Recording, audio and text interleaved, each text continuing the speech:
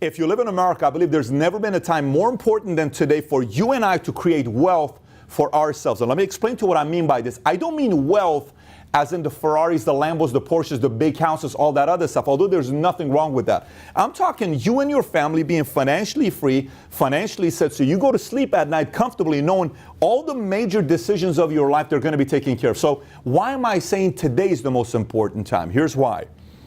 America today has $20 trillion of national debt. That's just the national debt, most we've ever had. On the other side, we have $60+ trillion of unpaid debt. Medicaid, Medicare, Social Security. We have to pay that. And by the way, the only way the government is able to pay those two things is by you and I, our taxpayer money. That's how it goes, which means taxes are eventually going to go up. Today in America, you roughly pay 50 cents per dollar you make. You make 100 grand, you keep 50 cents goes to the government, you keep the other half. I believe today you got to get your income in the next 3 years to $250,000 bare minimum. And in 5 years, you got to be around $500,000 your income. So the question becomes, well, Pat, I've never made this kind of money. How am I going to make it? I'm going to talk to you in this video on 4 steps how to create wealth for yourself. By the time you're done with this video, you're going to know the 4 steps how to create wealth for yourself. And I'll make a case to you, just like an attorney does, on why I believe today's by far the most important time for you to create wealth for yourself. And you can be the judge of it. You can say, I disagree. I don't agree with what you're saying, Pat. Or at the end, which what I believe is going to end up happening, you're going to say, this makes a lot of sense. So having said that, let me introduce myself. My name is Patrick Bet-David. I'm the CEO of PHP Agency. I also have a show on YouTube. I'm the creator, the founder of Valuetainment. It's a channel on YouTube. So 2 years ago, I did a video answering the question how I made my money. A lot of people were curious, Pat, how do you make your money? And I explained that in a video that I did a couple years ago. A lot has changed since then till today. I'm going to give you an update both on PHP as well as Valuetainment. Back in January of 2016, when we shot this video, Valuetainment had a total of 22,070 subscribers. We had roughly 8 million minutes watched, 4,433 comments. This is what the numbers looks like today.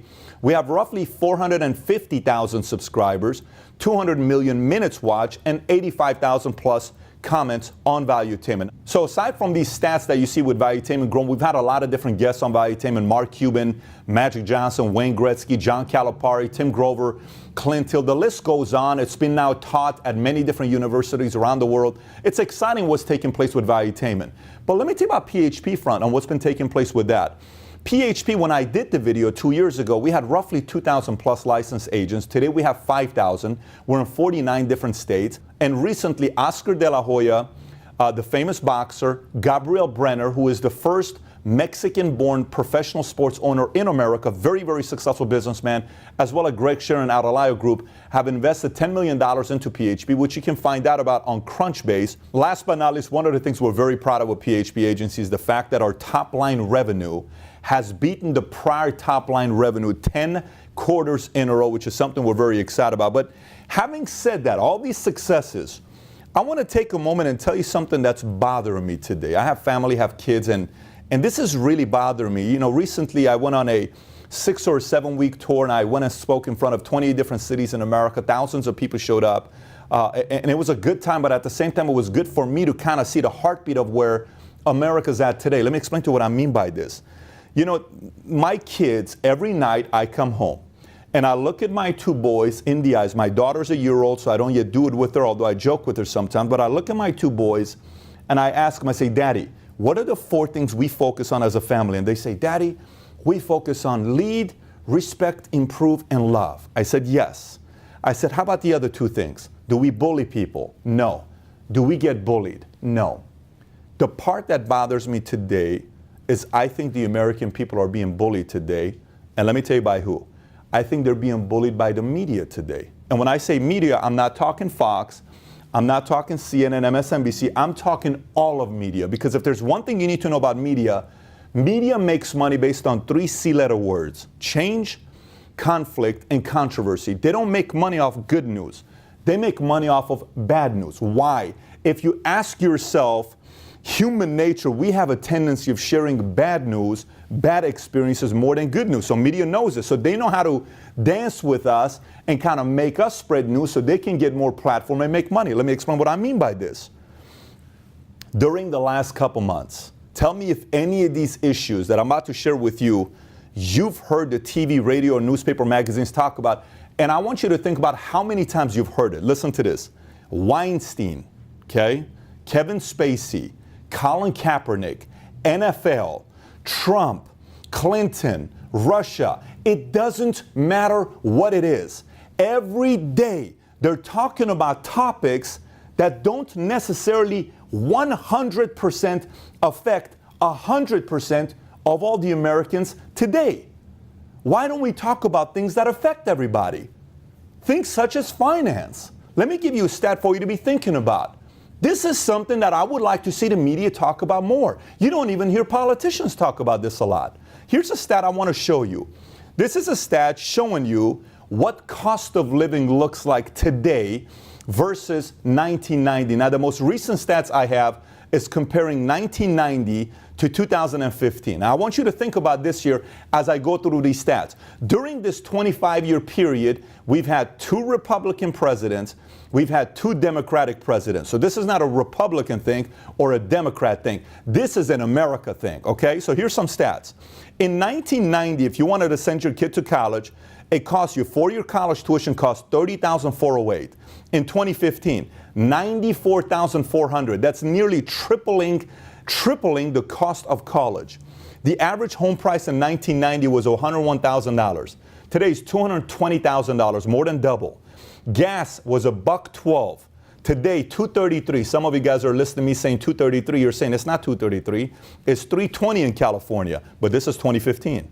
Cost of raising a child, 1990, $120,000 from 0 to 18. Today, $245,000. New car was $9,432. Today, $33,560, nearly 4x. Now let's look at the most important one here. So all these stats are okay, meaning it's okay if tuition tripled, it's okay if car prices quadrupled, as long as our income also tripled, right, or quadrupled. But let's look at what our income looks like. Median income in 1990, $52,689. Median income in 2015, $55,775. Let me get this straight. 25 years. Everything we buy has doubled or tripled, but our income has only gone up 6%. You tell me how this makes any sense. No wonder so many people in America are in debt, and no one on the media is talking about it. We have all these distractions. Russia, Trump, Hillary, Kaepernick, NFL, Weinstein, Spacey. How about we talk about something that affects us? Let me tell you why this bothers me. Here's why it bothers me. I grew up in a family, my mother and my dad loved each other. There's a reason why they got married. But they got a divorce. You know why they got a divorce? They had no idea how money worked. My parents have never owned a mutual fund before. I was born and raised in Iran, lived there for 10 years. We escaped 6 weeks after Khomeini died. I think he died June 3rd of 89. We went to Germany as a Christian family. I lived at a refugee camp for nearly 2 years. Then we came to the States. While we were in Germany, my parents got a divorce. I grew up with a mother, sister. I saw my dad once or every other week. Money was an issue. They argued over money over and over and over again. I joined the Army. I had a regular job before joining the Army for Burger King, Bob's Big Boy, Häagen-Dazs. I drove a 1979 Honda Accord that only went to drive. It didn't go reverse. We bought it for $500. I didn't grow up with money. I was a welfare kid. I went to regular school. I was a regular average kid who joined the Army because they told me the only route that you can save yourself is joining the Army. And the entire time while I'm growing up, watch this, the entire time while I'm growing up, maybe you relate to this. All I was fed by everybody around me, including media. Rich people are greedy. Money is the root of all evil. Money is this. Rich people are that. They're selfish. They're this. And eventually one day I had a conversation with my mom. I said, Mom, if rich people are so bad and money is so bad, why is it that that's the only thing you guys argue about and talk about? I'm sick of it. If it's so bad, why do you talk about it so much? Why? I love you, I love my dad, I love my family. Why does this keep happening? And I saw with all my friends. And I said, I'm sorry, I'm sick and tired of buying all these lies. I'm not going to let the media do that to my family. I'm not. And I'm going to make sure anybody that touches me or talks to me, they're going to feel this. You don't have to agree with it, but you're going to feel this. And by the way, I want you to think about it. Your last 10 arguments you had with your spouse, your mom, your dad, your boyfriend, girlfriend, what were they about? What were they about? I don't know you. We don't know each other. What were your last 10 arguments about? Some tells me it was about money. Some tells me it was frustrating. So are all rich people that bad? Because all we hear about is the bad thing rich people do. But I know a lot of poor people that are not doing good things. So if I had to choose between both of them, I tell you what, I've been poor, I've been middle class, I've been upper class, and I've been wealthy. And I've experienced all four of them. And I've seen good and bad in all of them. And what I've learned about money is money simply makes you more of what you are today. If you're giving today, you're going to give when you're making millions. Simple. If you're a bad person today, you're going to be a rich, bad person. That's how simple it is. So if you consider yourself a good person, you're watching this, you think you'll be better for America or better for society if you had an additional $1 million or $5 million or $10 million? You think you would do good? I think you would do good. So how about we talk about 4 steps on creating wealth for yourself? Let me tell you about step number 1. When I was working at Bally's years ago, before LA Fitness used to be Bally's, and I started selling memberships. And when I was selling memberships, I learned something very quickly. My friends were graduating from USC, UCLA, and they were getting a $40,000 a year salary after going to school, after spending $150 grand on college. And I'm working at Bally's, and I had made $5,000 in a month. And I said, wait a minute. My friends spent $150,000 to go to college. I don't have a degree, and I just made $5,000 in a month? Maybe the most important skill set to make money in America is sales. And by the way, step number 1 to creating wealth is learning how to sell. Before you hang the video and change it and go to another video, hear me out and be able to disagree with me and say, Pat, I don't agree with you. Hear me out here. In every single family, there's political matters. Yes? You probably had some political matters. When somebody dies, who's going to get this? Who's going to get that? There's always political matters. You know who typically wins? The one who knows how to sell. You know who typically dates and marries that beautiful girl that every guy wanted to be with? The guy that knows how to sell. That's simple. You know, at your job, have you ever had anybody that got a promotion over you that wasn't qualified, but they got it over you? You know why? Because they know how to sell. And you don't know how to sell. And if you don't know how to sell, your salary's at 58, she's at 79. You think it's important you learn how to sell. Maybe it's important learning how to sell. Let me give you some stats here about sales. When you look at sales, the average salary, 2016 median income for a sales manager in America was $117,960. That's $56 an hour.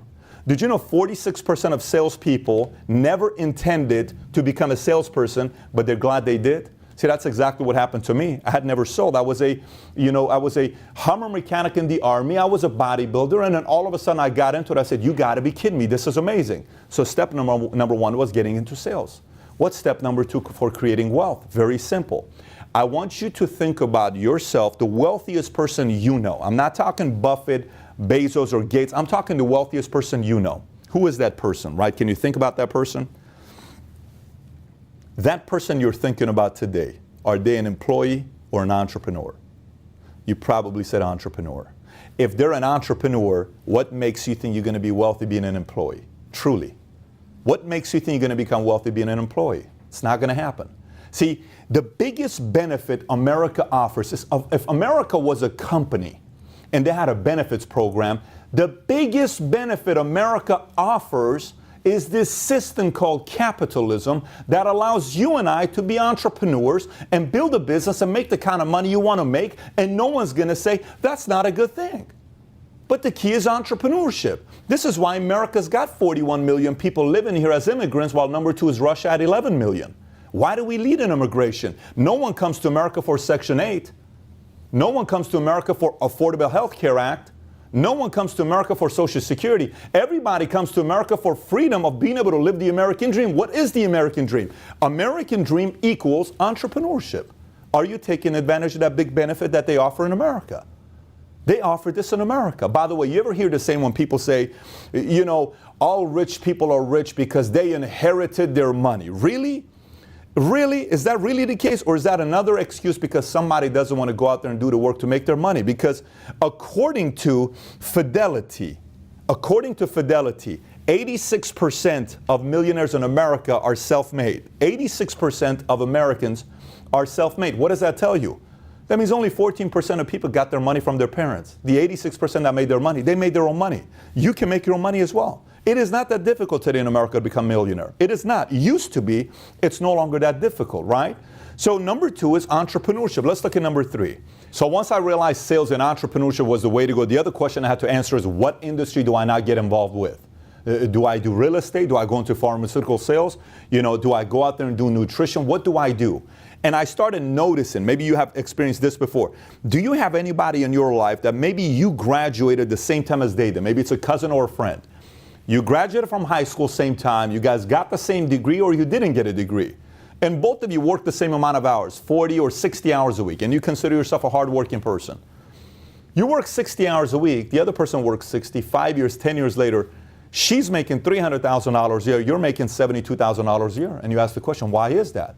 I realize the reason for that is positioning with the industry you're a part of. So the industry I chose to be a part of was the financial industry. This is why I chose the financial industry.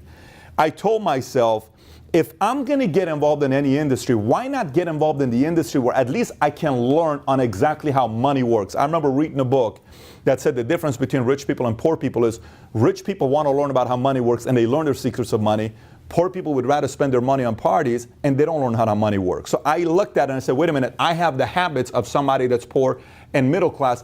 I need to learn how money works. Why not get involved in the industry? So that's how I chose, and I started working with Morgan Stanley Dean Witter a day before 9/11, and then from there I left and I was part of Transamerica for 7.5 years.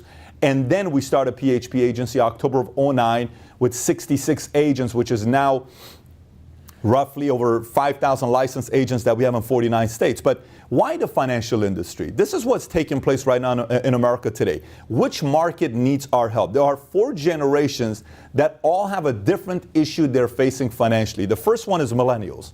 82 million babies that are considered millennials. Now these millennials, this is the biggest generation we've ever had in the history of America, 82 million, 20 to 34. Then we have the Gen X, which are 35 to 49 years old. Then you have the boomers, 50 to 68. Then you have seniors above 65 years old, roughly 40 million of them that we have.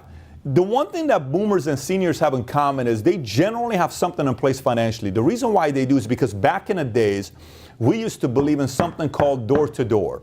So somebody would come and knock on the door for a baby boomer or a senior, and eventually, after they knocked on your door so many times and said, I'd like to show you about retirement and insurance, eventually the person would say, okay, come on in here. Then they'd sit down, they'd get an insurance policy in place, and they'd get a retirement plan in place. Because back in the days, we used to do door-to-door, and back in the days, we used to do phone call, cold calling, right? Nowadays, we have the do not call list, and nowadays if you knock on somebody's door, that could be considered trespass. And so the generation that was affected by that was Gen X's and millennials, because when's the last time, if you're watching this, you're a millennial or Gen X, when's the last time somebody knocked on your door to come and show you about money and how it works? It doesn't happen nowadays, right? When's the last time somebody cold called you and said, hey, I'd like to show you about your investments in insurance and annuities? No one's doing that today, right? So these generations have different challenges, but there's 200 million people in America that all need help with finances.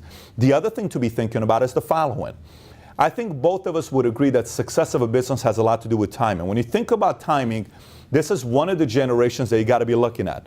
Between 1946 and 1964, 76 million babies were born in America. We call these babies baby boomers. And the reason why they were born after 46 is because when war ended, husband came back, hasn't seen wife for the longest time. First thing they're thinking about doing is having dinner. Right after dinner, they're thinking about making babies. America was on fire. We made 76 million babies. Now, you may ask the question and say, what does making babies have to do with business? Everything. Look at the stats here. It's been said, if you can find out what boomers need next, what baby boomers need next, and if you can come out with a product that they need and you're at the beginning stages of it, you work hard, you can create wealth for yourself. Let's look at this timeline together here. Let's say today's 1946, and you and I know that in the next 18 years, 76 million babies are going to be born. If you and I knew that, what are some products we could come out with that newborn babies need? Think about it. If you said baby food and toys, you're right. You think about Gerber and you think about Mattel. These companies came around that time because they knew exactly what was needed next. Let's go into the 50s. Kids are now turning 5 to 7 years old. What do we start attending at this age? School, right? But America didn't have enough schools to facilitate for 76 million kids. So what do we have to build? More schools. What industry thinks the best industry to be a part of in the 50s? If you said construction, you're right. By the way, 48% were built between 1950 to 1969. It's all about timing.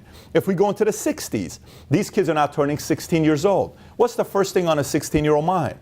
They want a car. Now, do they want a station wagon or a sports car? These guys want sports cars. What car do you think came out in the 60s? Whether you said Corvette or Mustang, you are right.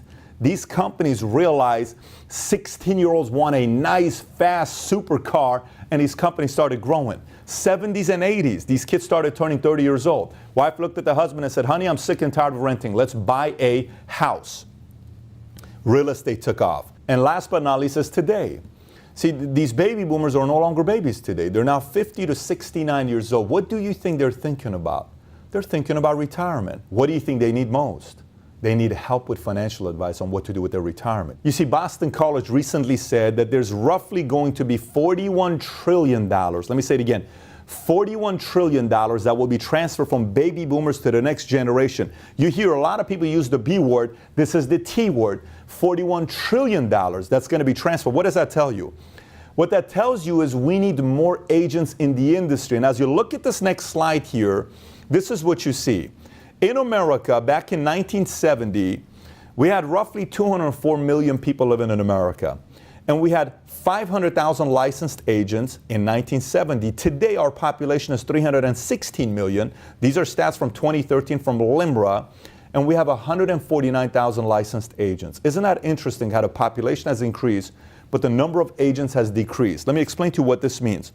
Supply and demand never lies. The demand for financial services needs is the highest it's ever been. Today, 41% of adults have no life insurance. That's 95 million adults. Yet we only have 149,000 licensed agents that are selling insurance and retirement products. We believe this 149,000 licensed agents is going to get to 1 million licensed agents by 2029. And if I were you, this is why so many people are getting involved in the industry today. Matter of fact, California just changed the law recently that instead of getting a 70% on your test to get your insurance license, today's 60%, and they just passed a law that now you can take the insurance license in Spanish because there is so much need in the Hispanic community that also needs to have life insurance policies in place instead of just focusing on having GoFundMes. I see so many people on Facebook, my friends, I'm from Iran, I'm half Armenian, half Assyrian. I see so many people saying we need a GoFundMe here because someone passed away, the breadwinner passed away. Can you put $200? Can you put $300? So many multicultural communities also have a need for life insurance. This is one way for you to serve your community as well. So let's recap the first 3 steps to creating wealth. Number 1 is sales. Number 2 is entrepreneurship. Number 3 is industry. Number 4 is choosing the right platform. I believe the best platform you can get involved with today in the financial industry, the insurance industry, is PHP Agency. This is why I believe we are by far the best platform to be a part of. Now keep in mind, there's a lot of great competitors out there. We have a lot of respect for them. Many of them are much bigger than us and have a lot more experience than us. But we are the fastest growing financial marketing organization in America today. I'll give you some things to be keeping in mind. So when you look at the marketplace today, what separates us from the industry, the average agent in the industry today is a 59-year-old white male. The average agent in PHP is a 33-year-old Hispanic female. The industry is white and male dominated. We are multicultural, and we have 51% of our recruits that are women. The industry is boring, low energy office environment. We're very captivating, high energy. If you're around us, your energy goes to a whole different level because our culture is that different.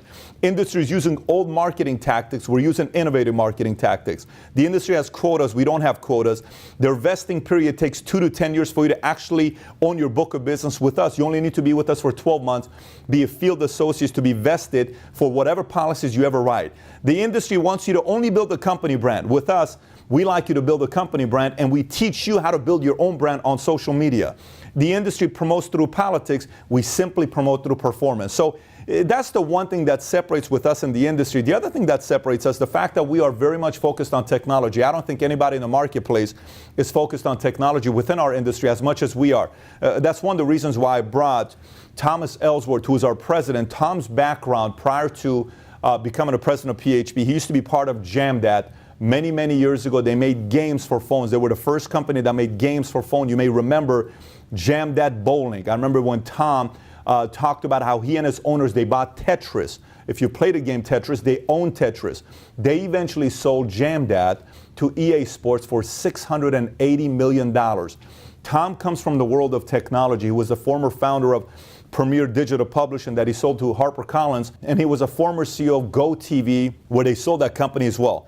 All of those things makes Tom one of the most experienced people in the marketplace in the world of technology, and he happens to be our president, which we're very, very proud of. You can actually go out there and search him and go look him up on LinkedIn to find out a little bit more about his background. When it comes down to carriers and partners that we have, we're very proud with the partnerships we have. We work with companies such as Foresters, National Life Group, AIG, National Western, Allianz, Lincoln Financial Group, Mutual of Omaha, and many more. Let's talk about the kind of money you can make in this industry. Obviously, you got to keep in mind that the financial industry is a very, very big industry, and there's a reason why all these big financial institutions and life insurance companies have their logos on these skyscrapers in New York, Chicago, downtown LA, because there's a lot of money to be made. The life insurance industry alone employs 5.7 million people in America. So it all depends on how big you want to build this. We have a lot of people that get started with us that part-time, they simply get their insurance license to do this part-time. They get trained, somebody goes out there and helps them out, and you can make anywhere between $1,000, $5,000, even some make $10,000, $20,000 a month part-time. Then there's people that want to become marketing directors, similar to real estate, where you become a broker, you run your own office, you have your own agency. You can make as much money as you want to make with that, $10,000, $50,000. We've even had people make $100,000 in a month. And then you can become a chairman's counsel, which is somebody that has a vision to want to build a national agency.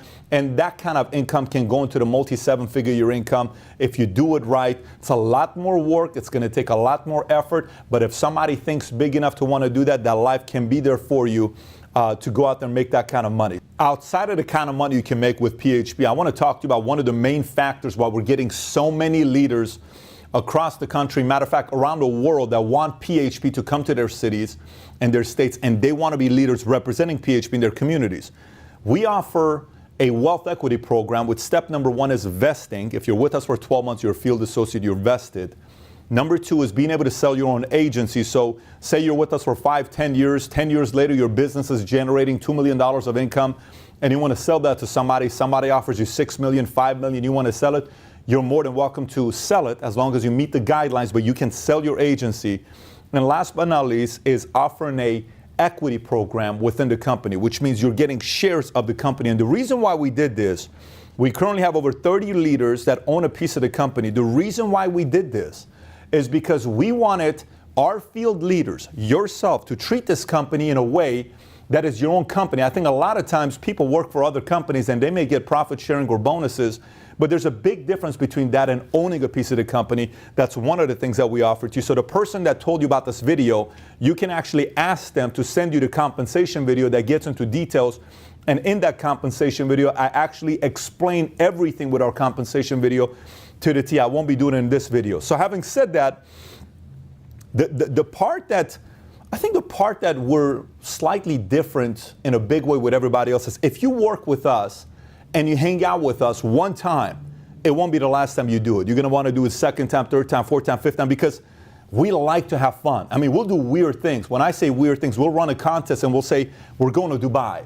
And we'll take you to Dubai and we'll put you at Atlantis, or if you're one of the top performers, we'll put you at Burj Al Arab, the only 7-star hotel in the world, and it's $3,500 a night. And we'll rent a yacht and we'll go in the middle of the water and we'll be doing backflips off a yacht into a 98-degree water while someone's cooking for you and having a cocktail with your wife. We'll do things like this. We'll rent out a massive mansion in Tuscany, Italy, 17 bedrooms, and take you and your spouse there and have a wonderful time while having a full-time chef cooking for us every day. And if you want to learn how to make Italian food, you can also do that. We'll take you to the Caribbean and show all the islands. We'll go to Hawaii, we'll go to Cancun, we'll go to Costa Rica, we'll go to Aspen. We'll surprise our leaders and rent every single exotic car in Las Vegas and put a blindfold on our leaders and have them walk up to the Ferrari, the Lambo, the Porsche, the Bentley, and then we'll throttle it while they have their blindfolds on, and they'll take it off and they'll say, oh my gosh, a Lambo sitting right in front of me. There are certain things we do that we like to reward our leaders. We're very much of a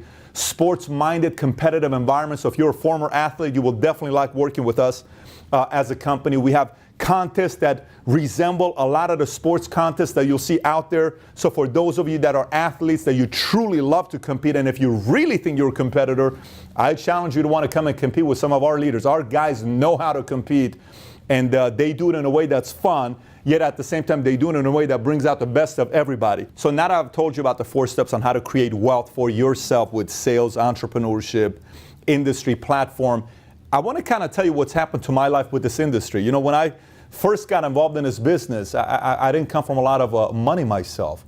You know, my dad worked at a 99-cent store in Inglewood, California. My mother went back to Iran because we didn't have a lot of money. My sister and her husband got married, and when they got married, right after the wedding, they went to Burger King, they ordered Whoppers, then they went to Holiday Inn, and then they went home, and that was their anniversary. We didn't have a lot of money. We don't come from a lot of money. And I had dreams. You know, I had dreams. There's certain things I wanted to experience. I had a chance to have all the exotics. I've had the Lamborghini Aventador. I've had the Ferrari 458. I've had the BMW i8, the 7 Series, the Range Rover, the Rolls-Royce Dawn, the big 10,000 square foot house, the big parties to put together. All of those things I've experienced. And by the way, there's nothing wrong with that. I like baseball cards. I want a Babe Ruth card that's worth $150,000. I like Ted Williams rookie card, Mickey Mantle rookie card. These are things that I like. These are things that as a kid growing up, I would tell myself, I would love to one day have a Mickey card. I would love to one day have a Babe Ruth card. It mattered to me. It may mean nothing to you.